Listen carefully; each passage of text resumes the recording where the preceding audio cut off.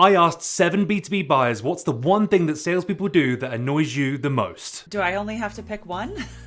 No, I'm only sort of kidding. Probably the most obvious one is they clearly haven't done their homework. They're checking the box. Like I get pitched a lot. The number of pitches I get that show any evidence of somebody having done any shred of homework on who I am as a buyer, I could probably count on one hand. It's lazy.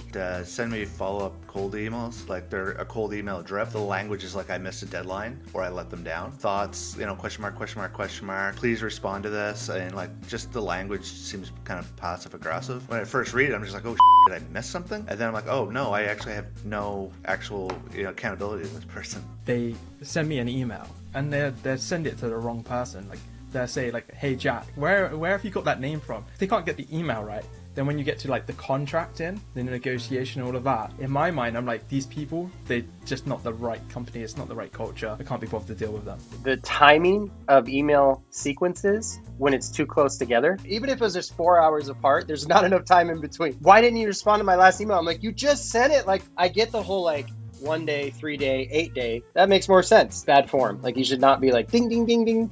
Email is not chat. Not taking no for an answer. Yes, that is a very annoying thing salespeople do. You say no, but that doesn't resonate for some reason. So you tell them no, it's not the right time or it's too expensive, whatever the objection is, but they keep trying and trying and trying and trying, or might even go to another person on your team, even after you've told them no. Well, actually, it made me think of one kind of, it's almost a horror story. It was the first time I was buying software, and I had a few people and I got quotes, and then there was one quote.